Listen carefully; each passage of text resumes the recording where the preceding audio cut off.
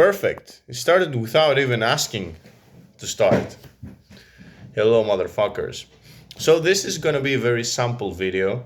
I just want to see if I can make a video into this one. So, I'm just gonna start slowly but steady, reproving the whole aspect. Don't know what reproving means, but I don't know.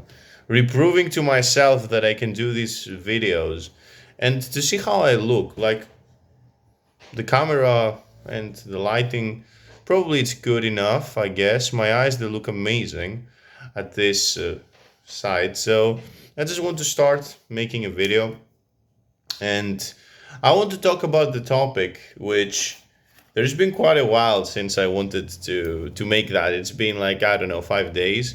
But right now, here we are, and here we go. And maybe I will cut out some kind of content. Maybe this will go up. I don't know. We'll see. But or every single day I will try to make some videos just to get the sharp into this, which is pretty good, by the way. Like, I've got a new phone, so it can do the job. I don't really need a camera, but I do have my phone. So thank you, phone, for that.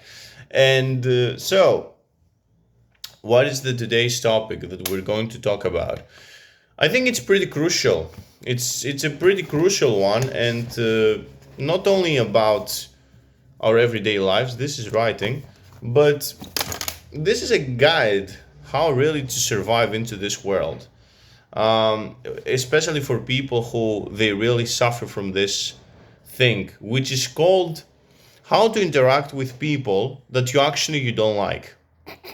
And here's the value behind it. Almost in every situation, in every aspect in our lives, every single year in our lives, probably every single day, we're going to interact with something that we don't partially agree with, and with people that we don't really respect, right?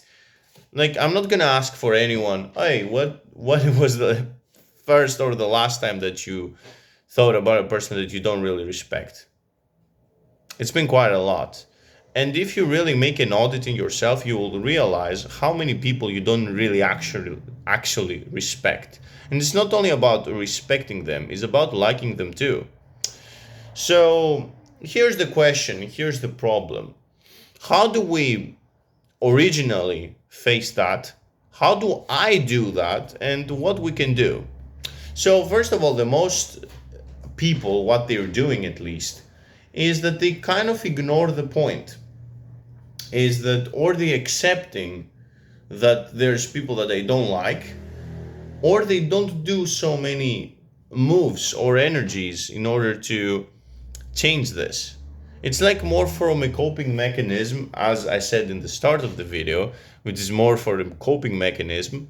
We don't want to have it as a coping mechanism. We want to take it to a next step further. So let's break down what's going on the most times. When we do have a person that we don't actually like, the most times we are kind of fake. So the approach is that we maybe don't talk so much. We try to avoid these people, so we have avoidance. Or if we really need to interact, we don't say a lot of words. We kind of pass it through, which is pretty fine, by the way. And it would be very exhausting if we go and deep analyze everything into this life, all right? I'm an overthinker of myself, but sometimes it has a limit, and it should have. However, right now, we want to take it to one step deeper and to get a scenario with people that we don't actually really like them, but we need to interact every single day. Like, for example, in work, in the working environment, everyone has one of these ones. Everyone has one of these higher ups, bosses, who they have some kind of strange implements into their way of speaking, acting, and even thinking. All of that. And sometimes you cannot even understand what they're doing. So, how do we face this? How do we react properly into these scenarios? The most times, at least what I do as my personal story, is I'm just listening to them and try to agree. Like, as a person, I would say I'm very agreeable overall. I don't want to cause any problems. And for a lot of people, that's the point. why do you want to have a problem with someone? I don't find necessary to fight with someone or to argue with something. For me, it's a waste of time. But there's a problem with this tactic because a lot of times, if you are too agreeable, every people will start to use you.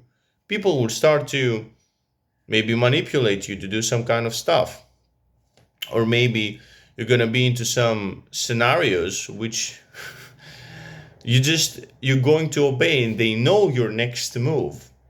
You becoming predictable. And for people that you don't really like, I think people, they can sense it when they don't like you or not, or that you don't like them. People, they can sense that. So I would say that in the most times, people people, they sensing that they don't like you. And that's not really the case. The case is that, all right, I have this person for this job, and it's kind of, and even if they like you or they don't really necessarily have a kind of willingness to say or willingness to feel sometimes, because you know what, it's life. Then they just use you for this specific work. Maybe they don't do it on purpose, but as you're agreeable, you lower your defenses to go to one step further, which that's the main point, isn't it?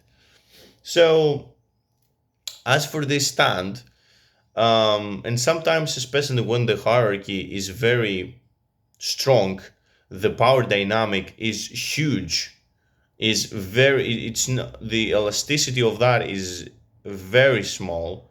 So there's a big power gap, let's call it, between the higher top and the lower bottom, and you're very dependable to what this person will say. Then you're starting to lose your negotiational power, and you're going into a very win-lose dynamic. So maybe it's not the best case to stand up for yourself, or at least this is what you think that it's the right position. And the most times, this is the problem, that in order to be agreeable, you losing, and that's the problem with being agreeable, you losing a lot, not only negotiational power, that's not really the case into these perceptions, or if you go deeper to social skills. The point is that you're losing your authenticity too, as well. So by losing your authenticity, this makes you fake. And you realize and you understand that you are fake. You're not building any connections with this person whatsoever. You're not acting as you want to act. And you think that you cannot do it. You don't have the chance because you're afraid. And that's something which is, it strips your power away. And that's the point. Like, nobody told you that you cannot be yourself, but you feel that if you take it one step further, they're going to say, "What are you doing right now? You're talking to me with this way, with this your normal way," and they will shut you down because you're your real self. For example, if someone commands to you to do something, and you don't feel that you have this negotiational power, you feel that the power dynamic is too strong that you cannot even say a word to stand up for yourself. You feel that if you do it at this time, it's gonna say, "Wait a minute, what did you say? Do you want to take it back? Otherwise you're gonna be fired." Like, the most times, it's not, the life is not black and white. Okay, it's not only this or that. And this is like a kind of illusion that we build to ourselves. And that's a big problem by building this illusion. So, what we try to do at this moment of time and what we want to implement is some better strategies. And of course, the best strategy as possible to use is to have a win win scenario. So, right now, I know what you can ask: how am I going from a win lose scenario to a win win? Because in reality, it sounds amazing, but how we do it this kind of time? And for that perspective, what I've learned through this process of life and by reading books, obviously, I would say that there's two scenarios that you can actually implement, and two strategies mainly. So the first one is to set first of all some rules to yourself. All right, wherever you are, that's first of all. And second, even if you cannot avoid it, set these rules. Set it, because you're going to be able to sleep better at the night, and that's very important too. First of all, do not sacrifice your authenticity so much. What I mean is, when you're a person from the scale from 0 to 10, that your authenticity into this person is 2, don't go at a 9 at full power. Start to slowly but steady raise your authenticity level. Start to talk to this person as you normally speak to. Start to showcase your disagreeableness. And this is something which, it sounds very, let's say, beautiful as a scenario to do it, but it's very difficult to make it. Like, of course, as a person that really feels the fear, that's not an easy task. So what we want to try to do is that when it's about fear, it's about the statement of fear, what we want to try to do is to realize that we are afraid, and to audit it or to write it down. That today what happened an incident that someone came to myself and told me, you need to do this, and I couldn't answer back to him that, you know what, I have this thing to do, and that would be more beneficial, at least to state it, which that's the main point, at least to state it. So we need to understand what we are specifically afraid of, because the most times we don't afraid this person. This person is not this God who has the amazing power that can manifest into our souls and take literally all of our will and swallow, that's the word, swallow all of our energy. That's not really the case the most times. No, it's something that we really have as a trauma when we're younger, but that's on a different topic. So first of all, this is our strategy, that realize the fear, okay, and write down the worst case scenario that it's going to happen, and then rate it how much of a possibility it is. So for example, if I speak authentically, let's say to my boss,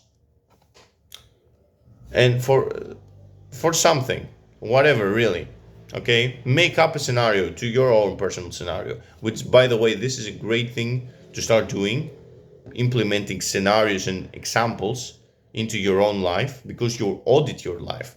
So for example, give right now, stop the video and give right now an example to yourself, that my boss said to do this, or my higher up, whatever really, or a person that you have even in your friend group, really, which not it's not really your friend, but it's like this person who is the leader and says something, and audit the thing that he said or she, whatever, and audit the fear statement of what I would answer to him normally if it was another person, and if I have the complete freedom to do it, called the complete freedom to do it. Write down normally what you will say. Write it down.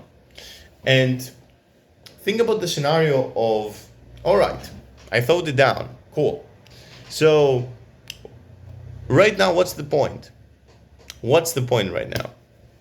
Is this person going to fire me or lecture me or even put me away of their life completely? That's the worst case scenario, right? That's probably the worst case scenario. They're not going to kill you. So realistically, the worst case scenario is, let's say if you're in a job, you're going to be fired. Cool. How likely is this? How likely do you consider that you're going to be fired? Value that, which the odds, the most times, they're pretty low. They're not so much. They're pretty low, the odds. So by understanding this, how much realistic is the scenario, it kind of strips away a lot of fear. And by judging that, you can say, okay, There's a lot of layers how you can express yourself authentically. You can swear at him and you can say, fuck you, you know what, this is bullshit, whatever. And you can be more diplomatic. You can have a more diplomatic and negotiationable approach behind it. And you can say, you know what, this is what's my position, and this is what I want to have into my mind, and this is my will, and this is my motives. And they're not agreeable with this one. I have a problem. I want to check this. So this is the next step what we're going to do, and this is a great bridge, because my second application for that, except from auditing your fears, the second is an actual practical step, taking already the first is, but is on the go, which is start with the heart. This is how I call it. Or state your truth. So what we're trying to do right there is to state what our goals are, most likely. What is our will at this moment of time? What we try to do, okay? And so you open up your cards and you open up this kind of emotional and very rational world that you're going to have. You're kind of exposing yourself that, you know what, this is what is the case, okay? And that's my truth. And you're stating down the things that you want to. And this is the point. You might not even need to go into this step. You might not even need to express this. But having the mindset that you're able to do it, and to showcase and to train your mind, because that's the most important thing, to train your mind to take this step, to express it, it changes all. It means that you're willing to do it and you're ready to do it. And whenever it's the time set, you are ready to take that step when it's the time. And this is the technique start with heart, because what we do, we want our authenticity. That's immense. We want to be cool with ourselves. But at the same time, when I don't respect really the person, what's wrong with that? Because I can state that I don't like you. Fuck you. That's pretty authentic. But what we try to do at this moment of time is to realize that, okay, we want to take the step of authenticity, which is a pretty good step. However, if the world was fuck you, I don't like you, then we wouldn't be so evolved, let's say. We wouldn't have so many things around us. We'll have a lot of enemies. And that's not really a cool thing, isn't it? Like, practicality is sometimes a bit more important than authenticity. But why we cannot have both? That's a great idea. And this is what I'm thinking at this moment of time. So, how we can practically be authentic and not waste of our resources so much. So this comes a tip from Christianity, most likely, which is weird. And it's forgive the other person. Because think about this. No one is perfect. We are all humans, we all make mistakes. This person might have a difficult day. This person might have not understand your motives. This person or isn't willing to do it at all. Okay? Everyone, we might just have our differences in the way that we're thinking or different backgrounds. The point is that we need to understand that we as people, we are judging others a lot. And we're judging others pretty harshly. And the most times we don't judge ourselves so harshly. We're taking very easily. We pinching and we are on the surface. Maybe we see things. As for the others, when they do something wrong, we completely tear them up with very negative comments.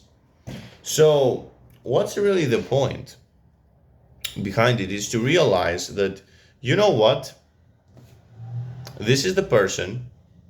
I know that I have a lot of disagreeableness with this one. I know that I don't like this person and I don't respect necessarily this person, but I will try to see where are my wins. And this is the point, because the most times, if you really think about this, you can find something that you have a common goal. And this is the greatest thing to do, practically and strategically. And this is authentic too, because we have multiple goals as our people. And that comes to the first step and to the second step, the third step, which is to find wins and to return into a win-win scenario by forgiving other people, and plus, very importantly, to find wins and common goals. So what we try to implement here is to see where we do agree, because it's very easy as people to be negative. That's a very easy statement to say. But at the same time, how hard it is to find a win, a common win. So that's why it's very important to be able to understand the person first of all and to ask authentic questions. What's your goal? What is your desire? What do you want to do? Where do you have even a common belief about something? And double down and triple down into this one. And the most times, people and humans, we remember feelings. And statements are important, but it's important what feeling this statement has. And by addressing the emotional power behind the statement, that we both agree into something, and the more that we proceed into this one, and the more that we promote it, then the more good we do to ourselves. And then we do remember actually the positive rather than the negative. And this is what we try to do. So in an honest talk, when we can, at least into a good percentage, to maintain our fears and to hold them down and to be more emotionally stable, then we're able to have this discussion. It doesn't really need to be that long, because with a higher up, maybe in a working environment, you can be busy, for example. But you, first of all, setting a line to where this person can go to, because the most times we don't setting the line when someone has crossed it, because we never told them that stop, you crossed the line. And with this kind of way, you're showing your negotiational power, because at least you can negotiate with. And that's very important. You really need to be able to say fuck off to a person when you negotiate, or when you're stating your position. You need to be able to show your clause, but not necessarily to use them, because that will actually use to a win-lose scenario. So into our perspective, what's our final takeouts from this point? First of all, audit yourself. What are you doing wrong? Or what things you can actually improve? Audit, important. Set up before the scenes, set up yourself. Practicality works. Audit, journal, do this step, first of all. Second, and very practical second step, is to be able to find authenticity behind your words, to be authentic, and to find what you really believe.